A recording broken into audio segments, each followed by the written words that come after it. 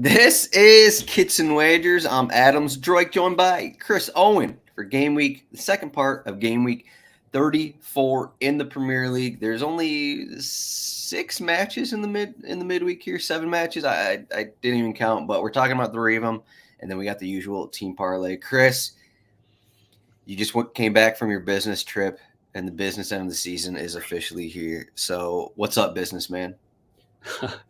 Adam, good to be back on the show. Last week I was occupied, and so I had to throw in my bets, and I missed the show. It just didn't feel right. My bets were kind of garbage. Not kind of. They were just not great. So it's good to be back on screen here on video, giving the bets back out here. We are doing a special edition of the midweek match here, but we can't miss a match as we get into the end of the season. We're locked in. We are here, and good to be back. I missed the show. How did it go without me? Was it a little weird, or maybe it went better. I don't know. It was fine. I've done some solo shows here and there, so I'm kind of used to it at this point. But in terms of the bets weren't great. We had some weird results on Saturday. I just pulled the schedule. All 3 teams on the road won. You had Luton Town double chance or draw no bet or something like that. They just I don't know what happened with them. It looked like they didn't show up, kind of a thing. I had over Luton Town 5.5 corners, and when they're down some goals, it's like, okay, this is a great spot. And they just couldn't get anything going. I think they finished with like 4 shots. They had the ball in the attacking third, and they just did nothing with it. Brentford just like stopped anything from happening.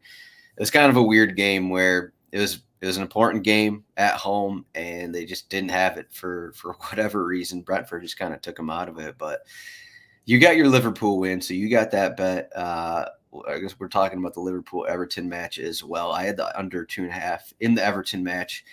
Oh, you also had the Burnley-Sheffield United game as a draw. Yeah. Turned out that one was a Burnley blowout a little bit. I figured it was so ugly that it would be a draw, like 2 of the worst teams. But Burnley I was wrong about all of the bad teams this weekend.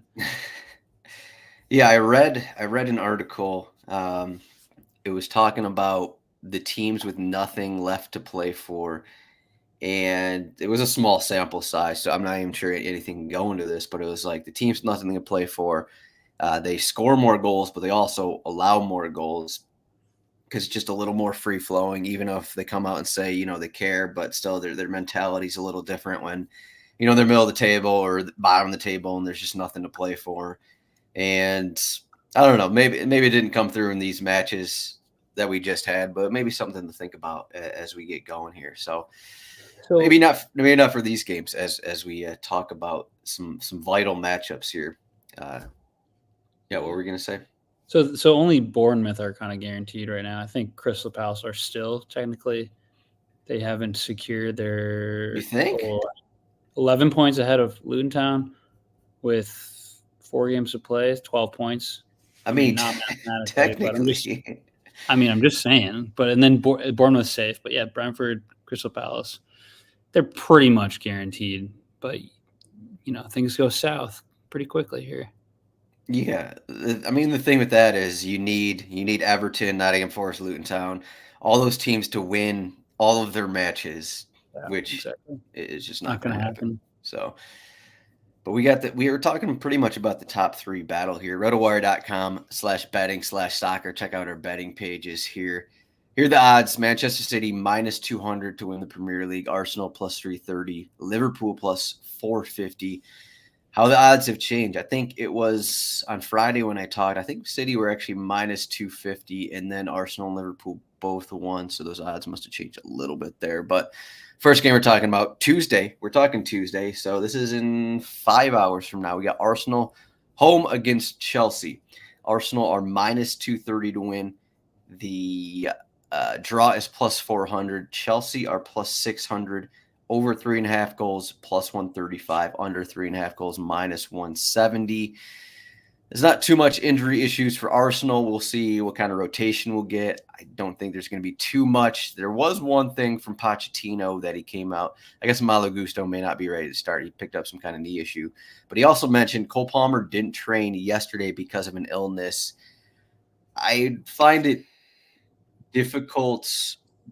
hard to think that Cole Palmer is not gonna start this game if he's sick. I don't think he's one of those players who's just gonna, he's gonna have the flu or whatever he has so bad that he's gonna miss this match, but I could be wrong here. So I guess if Cole Palmer's out, is that gonna change your thoughts on how this match goes, or are you leaning Arsenal no matter what? I'm kind of in the thought that Palmer isn't going to play. I don't know Okay. so I guess that's my assumption. It could certainly be wrong, but coming off a big match over the weekend, that was a Saturday match against Man City in the FA Cup, in which they could have won that game. It was a little bit. Of course, you can't give City a 0-0 game late into the match and not expect them to pull it out. But big game. He comes up with an illness, doesn't train. Another quick turnaround on for a Tuesday match. I'm kind of just banking on the fact that he might not play, but we shall see. I guess you talked about teams who still have stuff to play for. Chelsea have actually been playing pretty decently well as of late. They are just 3 points off that Europa Conference League spot that they so want. So they still think something to play for here. So I've it's not like they can just give up here. But going away to Arsenal is going to be tough for anyone, let alone Chelsea team that loves to give up goals. I kind of avoided the whole take a side here, and I think I saw Arsenal had Wolverhampton. Was that over the weekend? They had 3 total corners in the match. Obviously, a little bit different. Unbelievable. That was part of my parlay. I had Arsenal corners in the first half. Just stupid. And they had was it 2 corners total for the Yeah. match? I'm kind of following that up here, and I'm going to take an Arsenal under 6.5 corners. It's -110. Like 6 corners is, I know Arsenal and City are probably the top 2 teams in terms of corners won, but I'm looking at how maybe if there's no Cole Palmer, I feel like maybe Chelsea might line up a little bit more defensively, and I just like 7 corners is a lot to go here, so I'm going to go 6 corners -110, and just basing that on the fact that there hasn't been a ton of corners recently for Arsenal. You don't think Chelsea being more defensive will result in more corners? I think it'll definitely, we'll see more Arsenal possession. I don't know if that necessarily will equate to more corners for them, but I've been wrong before. Have What do you think? You think you like the over here on the 6.5 corners? It's a close one. I don't know. Some of these corner results are kind of fresh in my mind. I also had.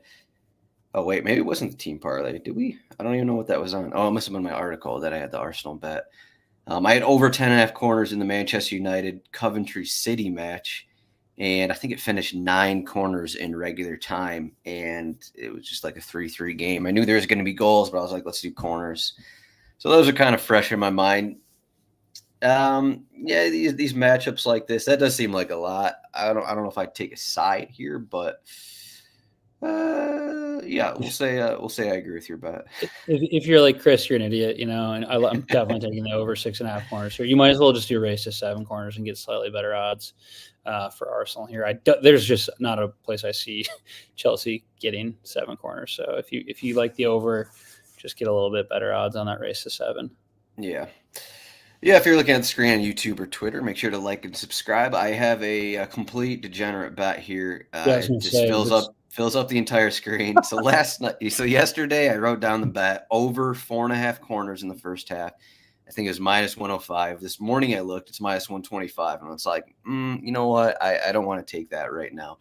So I went to the single game parlay tab, and I did some tweaking to get closer to even odds here. So I moved corners in the first half to over 3.5 corners in the first half. Saka at least 2 or more shots, and then Odegaard 1 or more shots. Single game parlay, that is -110 here. So getting in the laboratory here. It's diving deep here. I did have, if you still like over 4.5 corners, still have that. I think that was plus 150 or whatever it was. I just moved it down to over 3.5 corners in the first half to be a little safer. But I think both teams will get corners in the first half. We saw Chelsea get some corners against Manchester City. They have against top teams. Chelsea are. It seems like against the lower end teams where it's like, okay, we're kind of losing it a little bit. We allow a ton of goals, but I think they play. I think they play the top teams a little better. They have all those draws against Manchester City as well this season, in addition to what happened over the weekend, where, as you said, it was a pretty close match. But I think Chelsea will get corners. I think Arsenal will get corners. So over 3.5 in the first half isn't too much to ask for. And then Saka, 2 or more shots. Odegaard, 1 or more shots. That's not too much to ask for either. You just look at it, and Saka is going to be going against Cucurella. I think that's going to be an area they attack, and it seems like Odegaard is always sitting at the top of the box, and I got to think that he's going to get at least one shot here. So minus 110 odds on that single game parlay. Chris has on Arsenal under 6.5 corners, minus 110. So Chris, notably, neither one of us are looking at either one of these sides here. Do you have a preference for how this result's going to go? Yeah, I mean, I think Arsenal put this one away pretty well, especially if there's no Palmer. It's that Chelsea have been playing everyone tough, I think, lately. The last 5 matches in the league, they've got 3 wins, 2 draws. I just don't think that there's a way that they go in here and take points. Although I guess Arsenal recently lost at home to Villa. Villa looked like a much different side than Chelsea. Side note here is I do appreciate the fact that your bet here is going to cause me to have to look up 3 different things here to make sure that it hit. A classic Saturday morning exercise is looking to see which team had the most first half corners here for Adam, and trying to figure it out. And it's kind of like, I forget what meme that is, but he's doing all the math calculations. So I actually like this bet. Beautiful mind. Yeah, something like it might be, but there's another math calculating movie.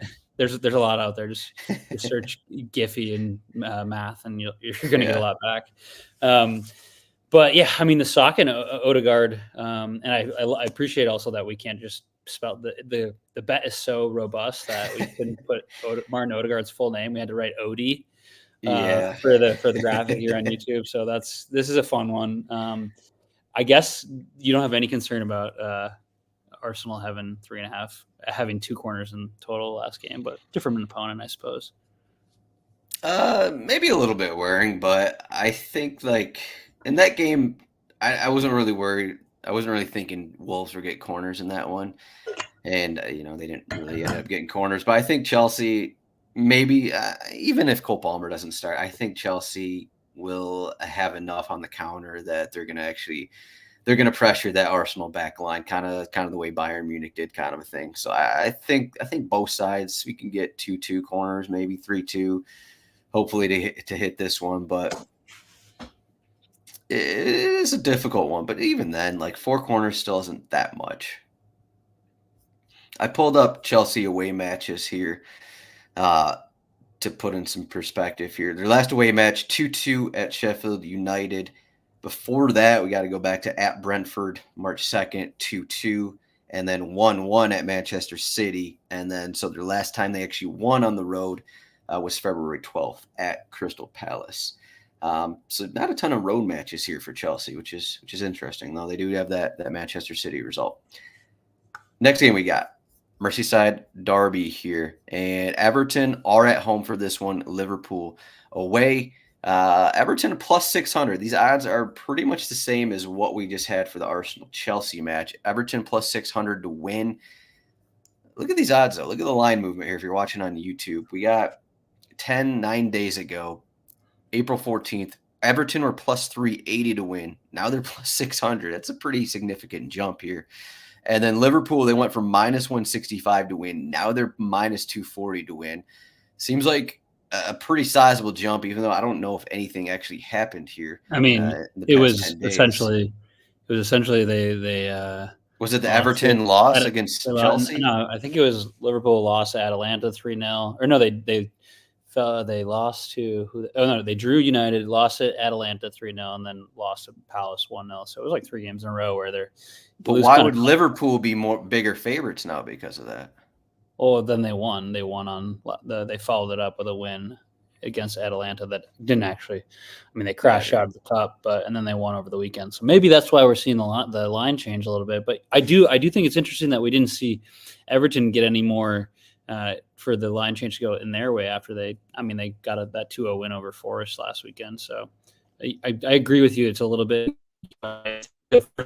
seeing more reaction to Liverpool losing 2 games and drawing 1. Yeah. Draw is plus 400, over 3.5 goals plus 135, under 3.5 goals minus 165. So again, the same pretty much implied goal totals as that Arsenal Chelsea match. Injury wise, Beto is going to be out, and then Calvert-Lewin, we got to wait on his status. He picked up. He's always dealing with the knock. So if Beto and Calvert-Lewin are out, the last time that happened was Gameweek 3, when neither one of them was able to start, or Beto wasn't even on the team yet. So something to keep an eye on for how Everton actually line up in this one. Relevant for Liverpool is that, so Klopp said he's probably going to rotate a little bit. He already rotated a bit at Fulham. But the news of Diogo Jota is out. So he took the spot of Darwin last match. Some would say he's probably a better, more pure goal scorer than Darwin is. Definitely. A little bit. 100%. So we do have questions of, we've had all these games. Is TAA going to start the third game in, 6-7 days here? Is Alexander-Arnold going to start again? But then you look back at the last matchup. Okay, Salah didn't start. Darwin didn't start. McAllister didn't start. Szoboszlai didn't start. So all these guys are probably going to come back in the starting 11. So that maybe helps Liverpool. So how do you think this matchup goes? You look at all these recent results, a little lower scoring, Merseyside derby, things are a little closer than one would think in this matchup. But as a Liverpool fan here who took Liverpool money line over the weekend, what are you thinking? Yeah, I mean, Everton haven't scored in this matchup in 4 straight matches. So it's been 2 seasons since they scored in the Premier League versus Liverpool. I think you mentioned, maybe Beto is out, I guess, and DCL he may also be out. That doesn't give you any more confidence in Everton. I will say the Liverpool backline, as we all know, has a good propensity to concede an early goal. So that will be something to watch. But I think this last game was 2-0 at Anfield. Ashley Young was sent off in the 37th minute. And then Sean Dyche is like, all right, boys, let's pack it in. Sent on 2 center backs, I think, at halftime to basically sit 5 deep, 5 center backs deep and try to hit them on the counter. Didn't work. The last 4 games, 2-0, 2-0, and then 2-0. So if anything, what we know about Everton, and it doesn't matter who they play, they're going to be playing pretty defensively. I like the under 2.5 goals here. It's plus 150. I don't see this one being a high scoring affair unless for some reason Liverpool are able to come out of the gates and get a couple early, which hasn't been the case at all. So I think this one's under 2.5. I do think Liverpool win this. But Everton coming off a pretty big result over Forest, and I think a couple more points for them and should give them a pretty good security. We'll see. But yeah, I think no great attacking options for Everton. Liverpool mostly fit aside from Jota being out now, which is a huge bummer. I think this we could see a 1-0 or a 2-0 here for the final result.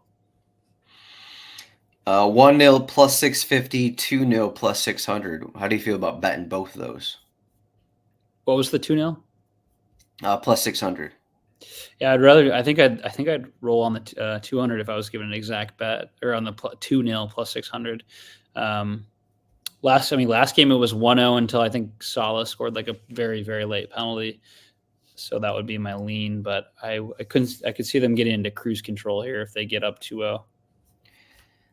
Let me check out. We got the correct score bands here: 1-0, 2-0, 3-0, plus 125. So you get all of those results. That's a super fun bet. As I scroll down, there's a bunch of these bets that we haven't really looked at this season, like the multi goals, the 2 to 3 goals scored, 1-2 goals scored. Just one of the things we haven't really touched on in terms of betting this season. Yeah, the total goal bands are kind of fun when you can do the 2 to 3 is the most common one, I feel like, and Those are usually sitting around like plus 100, plus 115. Yeah. Yeah, I took Everton under 2.5 in the game against Nottingham Forest, and everyone saw the Nottingham Forest Twitter admin, complain about 3 possible PKs there. It was, but I'll take the win there. I'll take the win. Everton played okay. It was 2 teams kind of fighting at the bottom of the table. They converted their chances. Nottingham Forest, I don't even want to say unlucky, but they just didn't convert their chances. I'm going with another corner bet for mine. Liverpool raced to 7 corners, minus 115. This was minus 105 yesterday, so losing some value here. So if you wait until Wednesday to bet this one, this may be it. Like we're looking at minus 125 here. So it kind of lines up with Chris's bet here, thinking 1-0, 2-0. It's going to be, Liverpool in the attacking third. They're going to have more chances. They're going to have more of the ball. Everton, we know how they play a little more defensive, go off the counter kind of thing. This is going to result in Liverpool corners, but they're going to struggle to score. Maybe let's say they don't score in the first 60 minutes. At that point, you got to think that they're racking up corners. So race to 7 corners, I don't think is too hard to ask here for Liverpool. Minus 115. Chris has under 2.5 goals, plus 150. So why don't we? Did you bring that up to me? Liverpool money line and the under 2.5 goals. I did, yeah. What did I say? I think it was pretty good odds, but yeah, if you just, I have to look through our chat. Yeah, plus 330. I kind of like that bet a lot, and I frankly, if I didn't have like an Everton 0-0 draw in the back of my head here, I think that would be a good option worth considering. But yeah, plus 350, that would help me out quite a bit. I think that's a fun bet. Also, going back to the Forest thing, while you're doing a little searching here, the Forest, the people on the internet were like, "Oh man, the Twitter admin really got crazy." Like the social media manager, like I guarantee you, that's like their owner or like somebody much higher up who's putting that out, because there's no one who like works in communications or brand strategy or anything like that that's like, yes, let me put out these very errant statements about, like, frankly, just out of their mind. But I mean, even if they were semi-right about a couple of the penalty decisions, there's no one who works in that field that's going to be like, yes, this is a good decision. I feel like it was somebody who doesn't have that sense of like what a reaction might be from a more like Premier League community. Yeah, that is putting out those statements. Yeah, I forgot who I saw. It's coming from like their crazy owner. I feel like. Yeah, it was someone within the club that kind of said that kind of thing. Yeah. So I said the plus 330 odds, Liverpool money line with under 2.5 goals, plus 330. But you actually get better value if you bet both the plus 600 and plus 650 on the exact game score, because at that point, obviously, one of those things is going to happen. Because the only things you're playing for on the Liverpool money line and under 2.5 goals is 1-0 and 2-0. So you actually get, so you're going to win one of those bets. Let's say you win the plus 600 bets, and then minus the, let's say it's $100 bet, minus the 100 for the 2-0 win, minus that for that bet, and then you get what I'm saying? You turn more money if you actually bet on the exact score rather than the money line of 2.5 goals. Something maybe we could consider in the future when we talk about these specific bets of the unders at least. Yeah. Next game we got Thursday. So this was Wednesday. Wednesday is the busiest day. I think there's 4 matches on Wednesday. Tuesday we just have the Arsenal and Chelsea match. Wednesday we had 4 matches, and then Thursday we have Brighton are hosting Manchester City. So Brighton are home. Brighton are plus. Okay, all these odds are actually the same as I'm looking at it here. They're exactly the same. That's the first thing I noticed. Like, why is everyone like plus or minus 230 plus 600? Like, I feel like that's pretty much everything. Brighton match. Plus 600 to win. Manchester City minus 230 to win. Draw is plus 400, and then over 3.5 goals plus 125. Under 3.5 goals minus 155. So yeah, basically everything is the same. We'll see what happens. What's going on with Erling Haaland? That I guess is the big one for Manchester City. I don't think we're going to get anyone back for Brighton, though they haven't played in about a week. We'll see what's going on with Haaland. He did not play in the FA Cup semifinal. Something going on with him, but otherwise they're pretty healthy. So what do we got here? Manchester City, top of the table. Can't afford to drop points. What we got?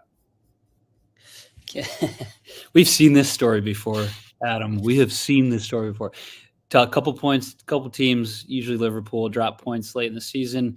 They give City, a 2 to 3 point advantage. You're just hoping, wishing that maybe City drop points, but they never do. They just keep the train running. They come away with another title. Was it 6 and 7 seasons? All that said, Brighton, interesting side here. They've been a little bit of a thorn in Manchester City's side here, especially at the Amex. I guess this was last season, same time. I think City had wrapped up the title around this time. Maybe not. I think they had wrapped it up by then. It was May 24th. So Brighton came away with a 1-1 draw against Man City about this time of the year. Correct me if I'm wrong. It was game week 32. I don't know. It might have been. Maybe. Oh, we. You know what? I guess the World Cup forced us out a little bit. So I'd have to do some math here on if this game actually mattered or not. Calvin Phillips came on, so that's not. It's usually not a good sign. That's how you know it didn't matter. But anyways, Brighton took that one, or they drew 1-1 at home. City's generally just taking it to Brighton while they're at home, which is pretty expected. But prior to that, Brighton had won the previous. Or I guess let's see. I guess they had won a previous match. They clinched it on May 20th. They clinched it 4 days earlier. So you're correct. That game didn't matter. That match did not matter. So Brighton lost 4-1 to Man City the season prior, but they actually won 3-2 in 2021. So kind of mixed results here, where they have actually taken points off City at home. This is probably against better judgment here, but I'm actually on a double chance bet here. I like Brighton double chance at home plus 180. We're getting really nice odds, and anyone who's listening to the show knows that I love a double chance bet against a favorite at home. Confidence is probably about 60-40 in this bet. Yeah, Brighton double chance. There you go, plus 180. So all these matches, all the same odds. So I guess that's kind of why I went to corners with all of these. It's like, well, we're not going to take the money line. Do we want to take the -1.5 on any of these? So I guess that's I just realized that's why I have all corner bets, because I didn't want to take any of those things for any of these matches. Similar to Arsenal match, I got over 4.5 corners in the first half, -105. I think Brighton, similar to Chelsea, I think Brighton playing at home, I think they can get a couple corners themselves, and then we're just going to assume Manchester City can get a couple corners as well. So over 4.5 corners in the first half, -105. Nothing crazy here. Think both teams can get corners, so that's kind of we'll sum it up there. So, what do you think there's going to be goals in this match? That's a tough call. I think maybe like a 2-1. I would say like a 1-1 here. Yeah, 1-1 might be fair. No Haaland it would be another big miss. I mean, I'm just thinking back to Sunday. I watched, probably about 60 to 70 minutes of that FA Cup match against Chelsea, and they had a couple chances, but didn't look like City by no means dominated that. If anything, I think Chelsea and specifically Nicholas Jackson missed a fair bit of opportunities in that match. So I mean, no Haaland, not that he's been that good lately, would hurt them. But yeah, this if I didn't really look at I didn't hone in on the unders bets here, but I do feel like this could be an unders. I don't know what the under 2.5 is. It's probably like plus 130 or so. That would be an interesting bet here because, like I said, it's not like they're scoring a ton of goals. I mean, they had 120 minutes against Real, and in the last match, that was 1 goal. Chelsea 1 goal. Obviously, there was the 3-3 draw against Real in the first leg, but there hasn't been a lot of goals for City. I would lean a little bit more less goals than anything. Brighton haven't scored more than 1 goal since the Sheffield United match on February 18th. Just all these injuries really affecting them. So, if you're on the Brighton side, I you can't really say, okay, this is going to be 2-2, 3-2. They just really haven't been having too much success. I pulled up that Arsenal home match against Arsenal a couple weeks ago. 2 corners for them, 3 corners for Arsenal. But they did have some chances. So that's kind of why I'm thinking, they're going to have chances, but are they going to convert them, kind of a thing. Team parlay time. We gotta get going here with the team parlay. And Chris, you're looking at this Wolverhampton Bournemouth match. Finally, a match we're talking about without the same odds as the other ones. But Wolverhampton are plus 180 to win at home. Bournemouth are plus 150. How do you see this match going here with two teams? I talked at the beginning of the show, maybe not a ton to play for either side. Just I guess we have Gary O'Neill going against his former side here. Do you know what happened in the prior meeting? I kind of forget. I do not. I don't specifically know that one. Well, Wolverhampton won 2-1 back in October. So Gary O'Neill got revenge, and there was a red Wolverhampton card. Won or Bournemouth won? Wolverhampton won 2-1. So they got revenge on Gary O'Neill got revenge specifically. Lewis Cook got a red card in the 54th minute. Yeah. 12 corners for Wolverhampton.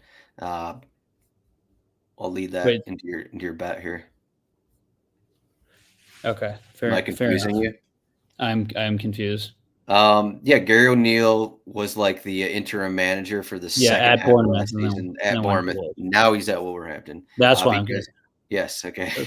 Again, the math meme is back. No, yeah, this is. I mean, Bournemouth being at home, you obviously like them a little bit more.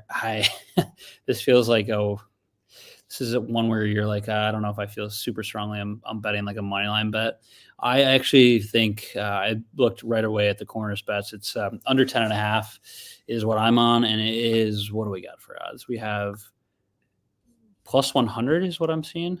Is that correct? Yeah, plus 100. Yeah, so under 10.5 corners here is plus 100. You kind of take a look at the season-long totals of corners. This doesn't feel like one of those matches that will be super back and forth. I feel like, we'll see. It'll be maybe not an EPL classic here, but Wolverhampton ranked 3rd in the league with 136 corners over 33 matches. Bournemouth, on the other hand, actually, I found this interesting. They're 5th in the most corners taken, 207 for the season. So a little bit of both here, but I don't see a ton of back and forth. I don't see a lot of corners in this match. So I'm taking the under 10.5 corners at plus 100. Yeah, Wolverhampton dealing with a ton of injuries. Bournemouth actually also dealing with a decent amount of injuries. So injuries to attacking players, maybe that limits the amount of time these teams go into the attack. My side of the parlay, I have Crystal Palace over 1.5 goals against Newcastle. That's plus 105. They just had 5 goals against West Ham. I know that's fresh in my mind, but you look at Crystal Palace results with Michael Elise in the side. 5 goals against West Ham. They got the 1-0 win against Liverpool. 3 goals against Sheffield United, 3 goals against Brentford, at Manchester City, 2-2. There's only been 6 times this season where Eze and Elise have started together. And I think I talked about maybe nothing to play for here, but we look at it, new manager in Glasner, and this is probably going to be the final season in which Eze and Michael Elise are actually starting together, playing together. So you got to think that they want to kind of, I don't know, ride in the sunset's the wrong word here, but kind of they're like 23 years old. End the season strong because it's been such a long season with their injuries. And then Newcastle, I had this before their match against, I think, Fulham, where they had a clean sheet. But basically, I don't think Dubravka had a clean sheet before that match. They're just allowing a ton of goals, usually with Dubravka, and then they still have all these defensive injuries as well. So I just like the Elise and Eze combo with Mateta scoring a brace last game as well at home. That confidence, short week. So plus 105. Combine that with Wolverhampton, Bournemouth under 10.5 corners, plus 100. We got plus 310 odds on the team parlay. What do you think? Are you a big fan of Crystal Palace here? I'm a huge fan of this bet. This is the other one I was looking at actually. Was the Palace goals just after was it 4 or 5 that they scored? 5. 5. Yeah, and I mean, Eze and Elise in the same attack is just electric. I mean, Mateta obviously benefiting from that with, I think he had 2 goals in that game, but 2 players who are going to go for probably a lot of money this summer. Elise is 22 and then Eze is 25. I don't know if is Eze has he been in consideration for the England team this summer? I know he's been kind of hurt quite a bit, so I don't know if he got some call-ups. I mean, but like he would have to play behind Cole Palmer, Jude Bellingham, Phil Foden, like all those guys, so it would be tough, but I feel like he would be. I mean, he's just so good. I love watching him. And then Elise, same thing. I'm not sure if he's making it into the France team at all, but again, he is like him and Eze, when they're in the lineup for Palace is like just such a better team. So I actually do like this bet. And you're kind of probably basing this off the fact of what we saw last week, but yeah, over 1.5 goals against Newcastle, who has been a little bit better as of late. So I actually like your bet quite a bit. Maybe like a little bit more than mine, I'd say. What's new? Exactly. That's what we got for the Team Parlay. That is our midweek Game Week 34 show. We have only a few more game weeks till the finale. Business end of the season, Chris. Business end of April. April is almost over. We're almost on to May. You can find Chris at CHROwen8 on Twitter. I am at RotoZdroik. Thank you for listening to this. Make sure to like and subscribe. Give a thumbs up on our YouTube video. And let's win some of these bets. We got Arsenal and Chelsea coming up in 4 hours here. Let's start off this week great, and then let's come back Friday, and we're gonna be up a lot of money Friday. We're gonna be up some wins, and the people will be hammering for more bets from us. But Chris, enjoy the middle of the week. We'll see everyone later in the week. Good luck on your bets, and enjoy your business. Thanks, Adam.